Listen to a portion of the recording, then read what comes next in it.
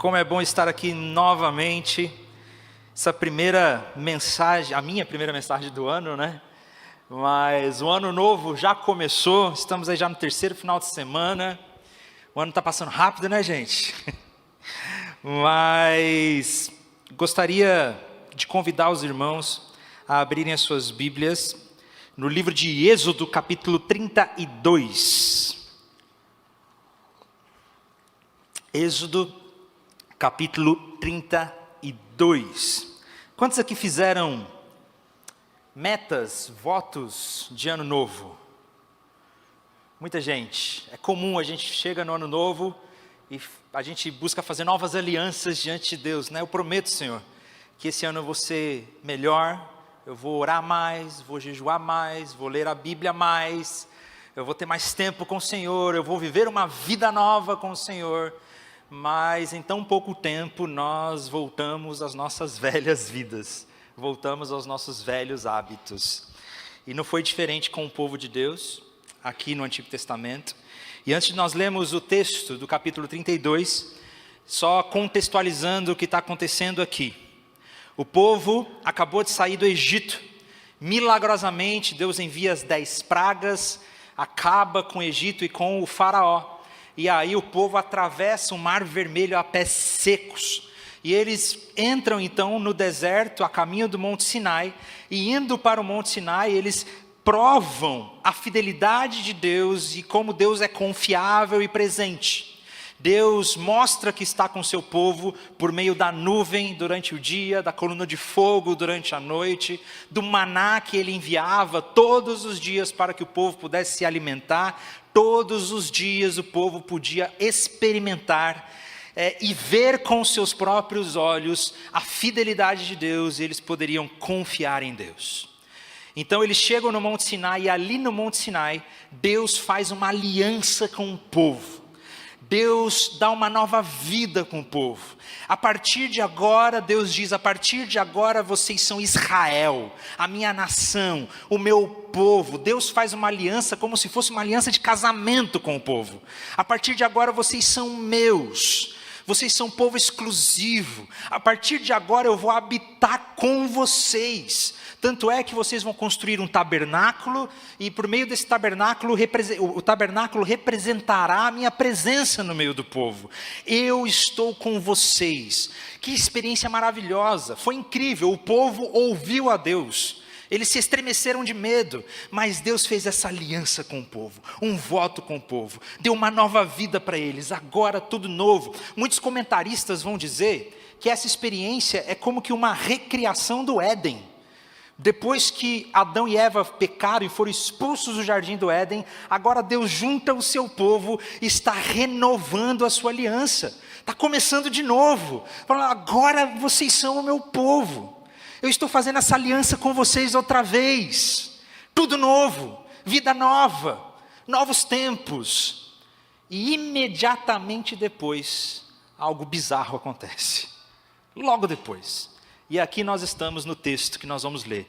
Imediatamente depois dessa aliança, Moisés sobe para o Monte Sinai e vai ficar 40 dias lá com Deus, tendo tempo com Deus e tendo comunhão com Deus.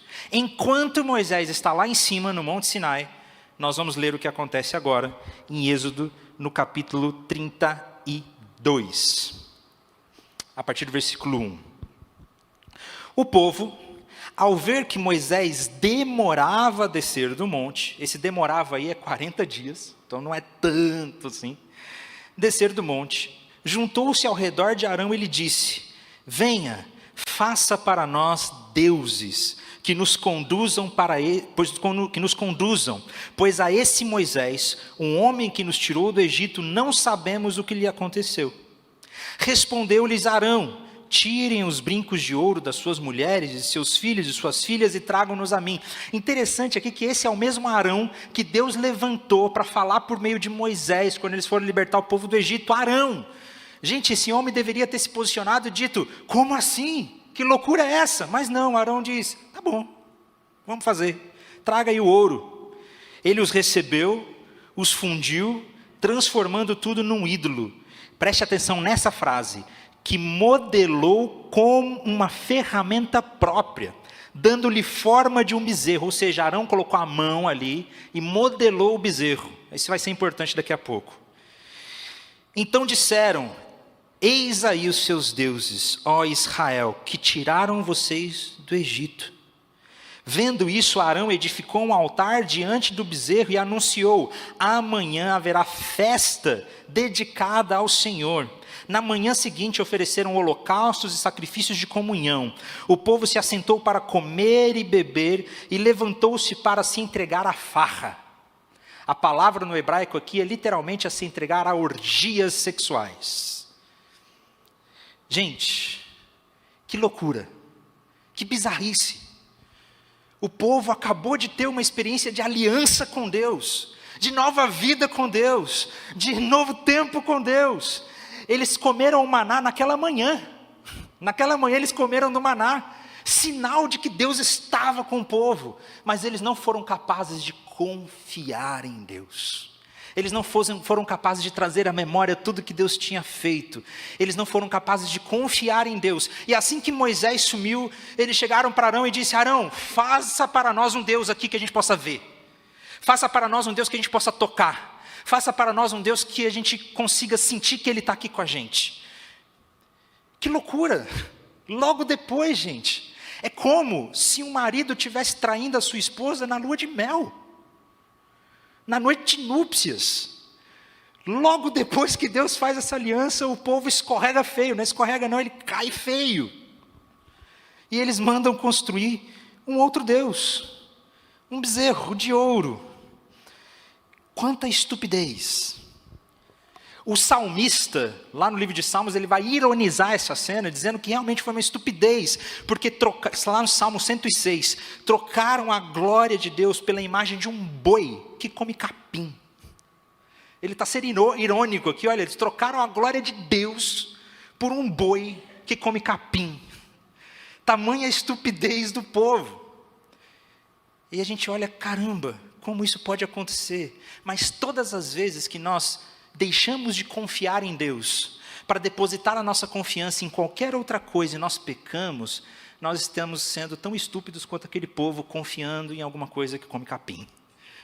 Tão irrisória, tão sem significado. Eles perderam de vista a provisão de Deus e tomaram essa decisão tão estúpida. Mas talvez você diga: cara, que loucura, ainda bem que a gente não faz mais esse tipo de coisa, ainda bem que não tem nenhum bezerro de ouro aqui, ainda bem que a gente não se prostra diante de nenhuma imagem. Mas nós não estamos imunes a isso e podemos cometer os mesmos erros. A gente pode não adorar uma imagem, mas tantas outras coisas tomam lugar no nosso coração e nós gastamos tudo o que temos imaginando que essas coisas vão nos dar realização. Com prazeres da vida, com liberdade pessoal, sucesso, riqueza, popularidade, até mesmo amores românticos. Infelizmente, o nosso coração também é uma fábrica de ídolo, nós depositamos a nossa confiança em tantas outras coisas. Eu já falei aqui sobre isso, sobre como nós muitas vezes nos tornamos, como nosso coração cria ídolos tão facilmente.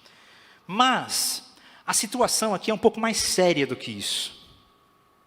Porque quando a gente para entender o que está acontecendo, o texto chama a nossa atenção. Como que um povo pode se esquecer tão rápido de Deus e pedir para construir outros deuses? Não faz sentido, o povo acabou de viver uma experiência tão incrível, e eles assim, se esquecem de Deus e pedem para fazer outro Deus. Aí eles falam que esse outro Deus é o Deus que nos tirou do Egito. Aí você pensa, não, isso aí já é loucura mesmo. Mas quando a gente para prestar atenção no texto, algo é interessante. Quando nós lemos aqui, o povo diz, olha, façam para nós deuses. A palavra aqui é a palavra Elohim. A palavra Elohim é uma palavra que realmente está no plural, mas é uma palavra que pode ser traduzida para deuses, só que ela também pode ser traduzida para Deus, no singular, representando o nosso Deus. Tanto é que lá em Gênesis, no capítulo 1, no versículo 1, quando o texto diz, no princípio criou Elohim os céus e a terra. Então é essa palavra no plural, só que ela está refalando, a tradução dela é Deus. Então essa palavra, ela tanto pode significar deuses, como ela pode significar Deus. E aí, mas qual é a realidade aqui? Arão nos dá essa pista.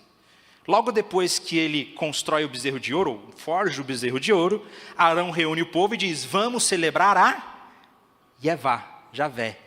Vamos celebrar ao nosso Deus de Israel. Aí, nós percebemos que esse bezerro que eles construíram não era um ídolo representando outros deuses. Não era um bezerro que representava um outro deus ou outros deuses, mas era uma imagem com a intenção de representar o Deus de Israel. Sendo assim, eles não estariam quebrando o primeiro mandamento, de não terás outros deuses diante de mim. Eles estavam quebrando diretamente o segundo mandamento, que Deus não pode ter imagem. E aí você pensa, pelo menos é um pecado menos sério, né? Eles estão representando a Deus com o bezerro. Aí que a gente se engana. E nós vamos descobrir que esse pecado é um pecado seríssimo. Seríssimo. Sabe por que é um pecado seríssimo? Porque eles estavam tentando representar a Deus através de uma imagem. Eles estavam tentando moldar a Deus de acordo com as suas próprias expectativas. Eles estavam tentando construir um Deus à sua própria imagem e à sua própria semelhança. Quando a gente para pensar, a gente pensa, poxa, mas o povo, talvez a gente até entenda o desespero do povo. Porque pensa bem, Moisés estava com eles o tempo todo. Quem representava Deus ali era Moisés. Moisés era quem falava de Deus direto com o povo. E aí Moisés some. Ele está lá no Monte Sinai. E esse povo, eles estão acostumados, desde o Egito, eles estavam acostumados com alguma imagem, com alguma coisa que representasse a Deus. Se Moisés sumiu, então, poxa, e agora? Como é que a gente adora a Deus? Como é que a gente conversa com Deus? A gente precisa de alguma forma, a gente precisa de alguma imagem que representa esse Deus. Moisés sumiu, então Arão, faça para nós uma imagem que represente esse Deus aqui. E Arão constrói um bezerro que representa força, que tinha vários significados que representam coisas positivas na cultura. Arão representa e constrói um bezerro de ouro. Mas esse é um pecado seríssimo. Eles estavam quebrando o segundo mandamento, sabe por quê? Porque Deus não pode ser moldado. Deus não tem forma, Deus não pode ser colocado numa imagem. Tanto é que quando Moisés pergunta para Deus, Deus, quem é você? Deus responde, eu sou o que sou. Eu serei o que eu serei. Eu não tenho forma, eu não tenho imagem, eu não tenho corpo, eu sou o que sou. Então Deus não pode ser representado por uma forma, mas quando a gente tenta representar a Deus por uma forma, nós estamos limitando a Deus e tentando colocar Deus dentro da nossa própria expectativa e dentro da nossa própria realidade. Esse é um pecado seríssimo, é uma clara tentativa de fazer um Deus aos seus próprios moldes. E meus irmãos, nós cometemos o mesmo erro, nós caímos no mesmo pecado. Muitos querem participar da igreja e querem ter os benefícios de participar da igreja, mas não querem se relacionar com Deus nos termos dele. Muitos querem as bênçãos de Deus, mas junto querem os prazeres de satisfazer os seus próprios apetites. Muitos querem o perdão de Deus, mas não querem obedecer à vontade de Deus. Muitos querem escolher quais partes da Bíblia mais gostam, e essa aqui não, essa aqui deixa de fora. Nós temos a tendência natural de muitas vezes remodelar a Deus a nossa própria imagem ou a imagem da nossa cultura. Ao invés de nos lembrarmos que nós é que fomos criados à imagem de Deus e não Deus não é moldado à nossa imagem. Muitas vezes, como cristãos, a gente pensa, a gente acha que se a gente não modelar a Deus de acordo com as nossas expectativas, a cultura não vai aceitar a gente. Então o nosso mundo não vai aceitar a gente se a gente não modelar Deus de algum jeito. Um Deus amoroso, um Deus que nunca vai contra a gente, um Deus que nunca nos confronta, um Deus que nunca fala que a gente está errado, um Deus, aí a gente tenta moldar a Deus para que as pessoas nos aceitem melhor, né? Para que a igreja seja mais bem vista. Meus irmãos, Jesus nos chamou para sermos sal da terra. O sal significa que ele tem um sabor diferente, um sabor distinto. Se nós não formos diferentes, nós perdemos o nosso valor. Nós não conseguimos, não vamos impactar o mundo ou transformar a sociedade se a gente for igual a elas. Igual a ela. Nós não podemos modelar a Deus a nossa própria imagem. Nós muitas vezes queremos modelar a Deus. O mundo tem templos de sobra para os seus ídolos. Não há necessidade nem justificativa para transformar a igreja de Deus em mais um deles. Deus não pode ser encaixotado, Deus não pode ser modelado, nós não podemos criar um bezerro de ouro. Recentemente, essa semana eu vi aí compartilharam um vídeo de um coaching. Nada contra os coachings verdadeiros, né? Aqueles que realmente são dedicados, têm algo a oferecer. Mas compartilharam a imagem de um coaching aí, que se utiliza da mensagem de Deus para dizer que as pessoas vão se enriquecer e ser ricas, e tem que mudar de vida, uma automotivação, que você pode, você consegue, você é maravilhoso, você é lindo, você vai conseguir. E aí aparece ele chegando num estádio de helicóptero, depois ele pega um Porsche. Um negócio assim, eu falo, meu Deus, esse não é o evangelho que eu conheço. São pessoas que estão modelando Deus e criando um Deus à sua própria imagem. Um outro pastor, postou no Twitter essa semana dizendo, olha, falando de um candidato, de uma pessoa política, de um candidato político, falando, olha, Deus não ama aquele candidato. E se você apoia, ou se você é seguidor desse candidato, Deus não ama você também. Eu falei, meu Deus. Não, a Bíblia diz que Deus ama o Lula e Deus ama o Bolsonaro.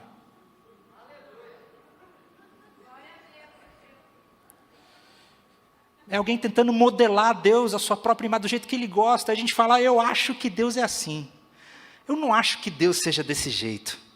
Mas esse Deus aí, não sei se, eu não gosto desse Deus. Eu ouvi um podcast, estava ouvindo um podcast essa semana, no Natal, no dia do Natal eu estava ouvindo um podcast, aí o lindão lá disse assim, olha, eu gosto de pensar que Jesus é. Você não gosta de pensar que Jesus é quem Ele é. O que a Bíblia revela que Ele é. Não tem isso de eu gosto de pensar que Jesus é. Se eu gosto de pensar que Jesus é, eu criei um bezerro de ouro. Eu quebrei o segundo mandamento. Mas Deus não pode ser moldado, Ele é o que é. Ele é o grande eu sou. E esse pecado do povo foi um pecado seríssimo e que muitos de nós, com certeza, caímos também. Muitos de nós caímos também. Imediatamente, nós vamos ver agora o que acontece depois disso. Quais as consequências dessa história. Logo depois disso, Deus chama Moisés, estava lá no monte, Deus aparece para Moisés, melhor você descer. Melhor você descer porque esse povo aí já me abandonou, já pecou seriamente. E aí disse o Senhor a Moisés no versículo 9, tenho visto que esse povo é um povo obstinado, deixe-me agora para que a minha ira se acenda contra eles e eu os destrua, depois farei de você uma grande nação. Deus disse para Moisés, eu vou destruir esse povo. Eu vou destruir esse povo porque é um povo obstinado. Esse é o nosso problema, nós somos obstinados em fazer os nossos próprios desejos, em abandonar Deus e querer o controle da nossa vida. Nós somos obstinados quanto a isso, em criar ídolos. E o que nós merecemos é a destruição. O que nós merecemos é a morte. E Deus diz, eu vou destruir esse povo, porque é isso que esse povo merece. É interessante que Moisés, então, imediatamente vai interceder pelo povo, dizendo, calma Deus, espera, não destrói não. No versículo 11 nós vemos, Moisés, porém, suplicou ao Senhor, o seu Deus, clamando, ó Senhor, por que se acenderia a tua ira contra o teu povo, que tiraste do Egito com grande poder e forte mão? Porque diriam os egípcios, foi com a intenção maligna que os libertou para matá-los no monte e bani-los da face da terra? Arrependa-te do fogo da tua ira, tem piedade e não tragas maus sobre esse teu povo. Lembra-te dos teus servos Abraão, Isaque e Israel, os quais juraste por ti mesmo, farei que os seus descendentes sejam numerosos como as estrelas do céu, e lhes darei toda esta terra que lhe prometi, que será sua herança para sempre. Interessante que Moisés intercede pelo povo com ousadia, e Moisés intercede pelo povo apelando para o próprio caráter de Deus. Isso é interessantíssimo. Deus não destrói o povo porque foi o Senhor mesmo que prometeu que ele seria o seu povo. Então seja fiel à sua própria promessa. Moisés apela para a própria santidade de Deus e para o próprio caráter de Deus para interceder pelo povo. E Deus então vai dizer que tá bom, eu não vou destruir o povo, mas nós temos um problema aí então. Deus não vai mais destruir o povo. Deus ama o povo. E realmente demonstra amor pelo povo. Só que Deus também é santo. E se Deus é santo, esse pecado ele precisa ser punido. O pecado não pode ficar simplesmente aí. Deus é santo e esse pecado precisa ser punido. E aí, Moisés então desce para ver o que estava acontecendo. Depois que ele intercede a Deus, Deus diz, tá bom, não vou destruir, mas vai lá resolver essa situação. Moisés desce, no meio do caminho ele se encontra com Josué, que estava na metade do caminho, e quando eles estão descendo, Josué diz, olha, eu estou ouvindo som, parece som de guerra, som de batalha. Mas aí Moisés diz, não é som de guerra, esse som aí está parecendo som de dança, som de festa. E tem um comentarista específico que vai dizer que a forma que o verbo está conjugado aqui, ela pode inclusive ser traduzida para orgia, ou seja, eu estou ouvindo som de orgia. Eu estou ouvindo um som de coisa ruim. Estou ouvindo som de farra aí. E Moisés desce e se encontra então com o povo e se encontra com aquela adoração ao bezerro de ouro. Ao bezerro que eles estavam se curvando. E o texto vai dizer lá no versículo 19, que quando Moisés se aproximou do acampamento e viu o bezerro e as danças, irou-se e jogou as tábuas no chão, aos pés do monte, quebrando-as. Moisés se irou e pegou a tábua dos 10 mandamentos, as 2 pedras dos 10 mandamentos, e quebrou elas. Pode parecer um excesso de ira, mas não. É justamente Moisés mostrando que a aliança com Deus foi quebrada. O Deus acabou de fazer uma aliança com o povo, mas vocês já quebraram a aliança. É a mesma coisa do Jardim do Éden acontecendo de novo com o povo de Deus. O mesmo ciclo. Adão e Eva pecaram. O povo acabou de pecar outra vez. A aliança foi quebrada. Moisés quebra a aliança nos pés. E ele pegou o bezerro que eles tinham feito, o destruiu no fogo, e depois de moê-lo até virar pó, espalhou na água e fez com que os israelitas bebessem. Perguntou a Arão, que lhe fez esse povo para que você o levasse tão grande pecado? E agora nós vamos ver a cara de pau de Arão. Não sei se vocês já perceberam isso. Respondeu Arão, não te enfureças, meu senhor. Tu bem sabes como esse povo é propenso para o mal. A gente coloca a culpa nos outros. Toda vez a gente quer colocar a culpa e responsabilidade em outros. E olha só a cara de pau dele agora. Eles me disseram, faça para nós deuses que nos conduzam, pois não sabemos o que aconteceu com esse Moisés, o homem que nos tirou do Egito. Então eu lhes disse, quem tiver enfeites de ouro, tragam para mim. O povo trouxe-me o ouro, olha só, eu joguei o ouro no fogo e surgiu esse bezerro. Gente, olha a cara de pau dele. A gente acabou de ler o texto dizendo que ele modelou o bezerro com as próprias mãos. Agora ele fala, eu joguei o ouro aí e saiu esse bezerro. Que cara de pau. Pecado. E saiu esse bezerro. Moisés viu que o povo estava desenfreado, ou seja, naquele momento o povo estava fora de controle. Imagina a loucura que estava naquela noite. O povo já estava fora de controle, desenfreado, e que Arão tinha deixado o povo fora de controle, tendo se tornado objeto de riso para os seus inimigos. Então ficou em pé à entrada do acampamento e disse, quem é pelo Senhor, junte-se a mim. Todos os levitas se juntaram a ele, declarou-lhes também, assim diz o Senhor, o Deus de Israel, pegue cada um a sua espada, percorra o acampamento de tenda em tenda e mate o seu irmão, o seu amigo, o seu vizinho.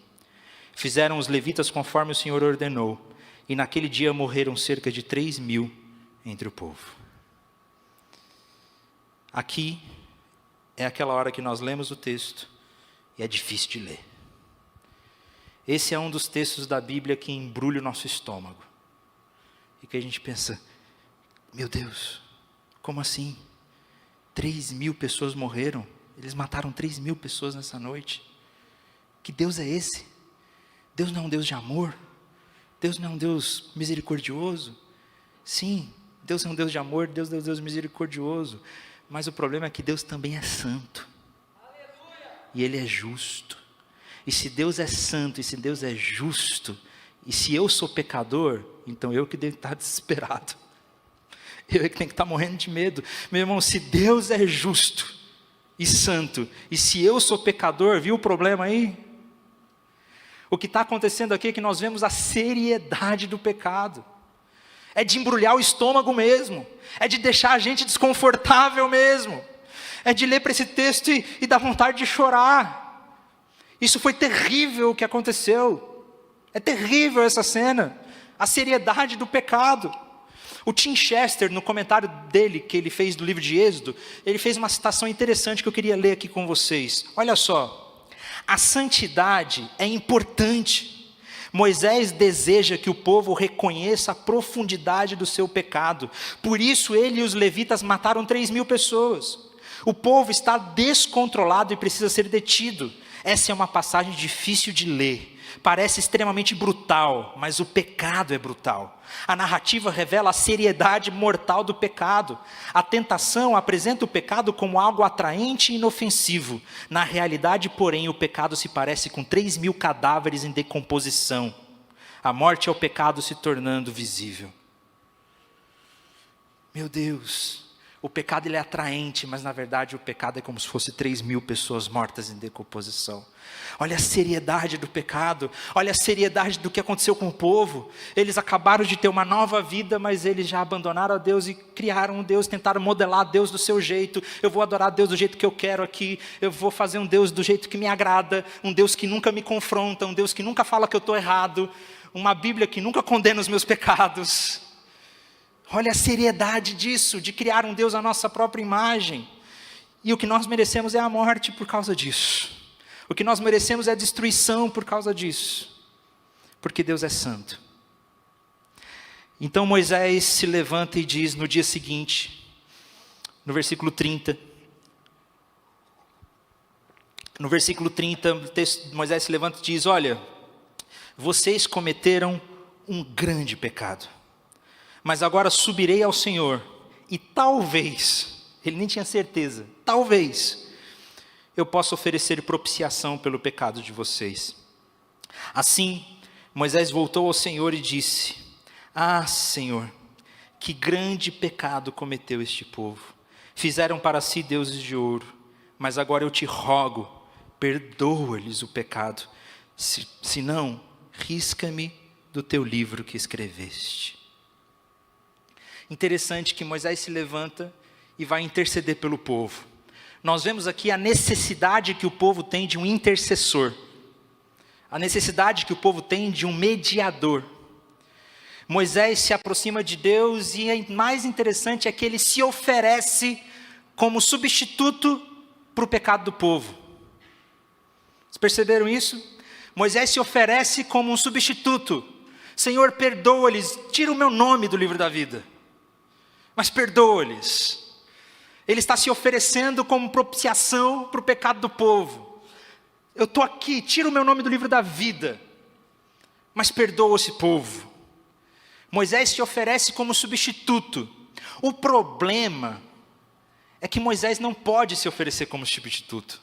Sabe por que Moisés não pode se oferecer como substituto? Porque Moisés também é pecador e porque ele também precisa de expiação. Ele também precisa de perdão. Tanto é que Deus vai responder no versículo 33, dizendo: olha, eu vou riscar do meu livro todo aquele que pecar contra mim. Todo aquele que pecar contra mim. Todo aquele que peca contra o Senhor já está riscado do livro. Não tem lugar lá. Mas aí Deus toma uma decisão. Ele ouve a intercessão de Moisés. E Deus então vai adiar o julgamento. O povo está com um grande problema aqui. O mesmo problema que nós temos diante de Deus por causa do nosso pecado. O mesmo problema. Deus vai adiar a decisão. E vai dizer: agora vá, guie o povo ao lugar que eu lhe falei. E o meu anjo irá à sua frente. Todavia, quando chegar a hora de puni-los, eu os punirei pelos seus pecados. O que Deus está fazendo aqui? Ele está adiando o julgamento. Falou assim: tá bom, eu não vou condenar o meu povo agora. Podem ir, eu vou mandar uma maldição para o povo. E eles recebem uma maldição ali para aprender a lição. Mas o julgamento não é cancelado.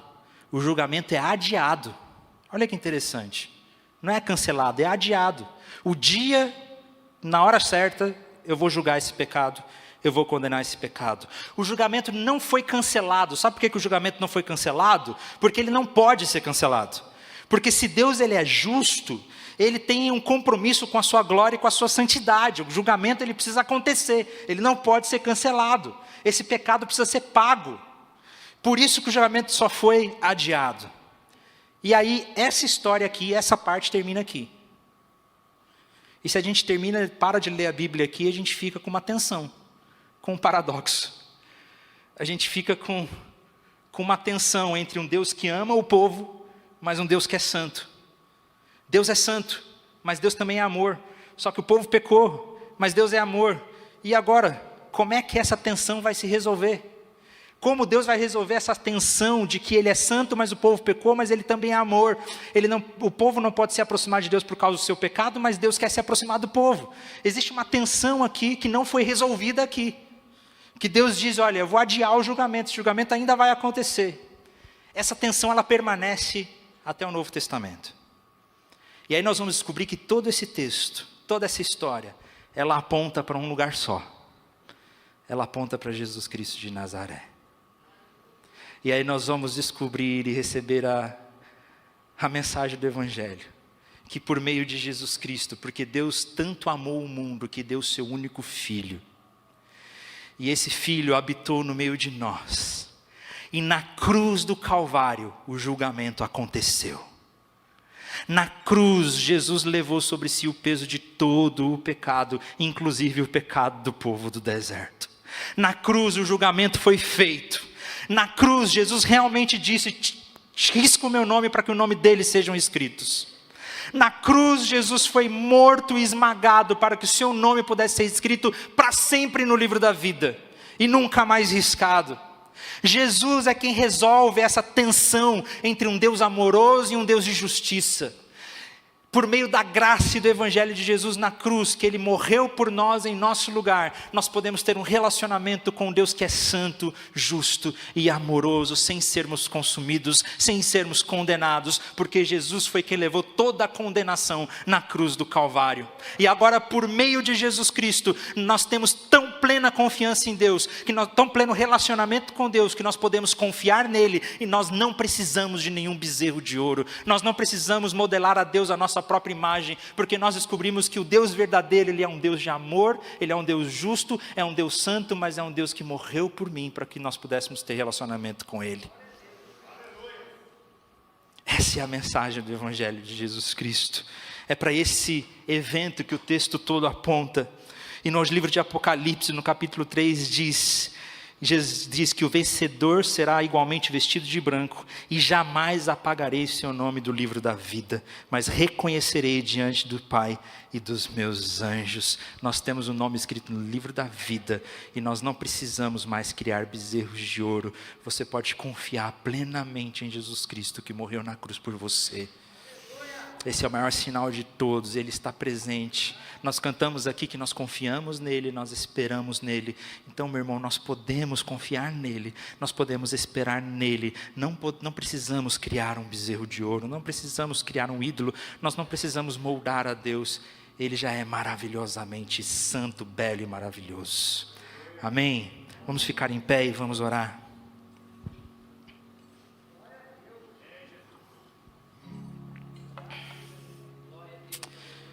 Pai, obrigado por essa palavra.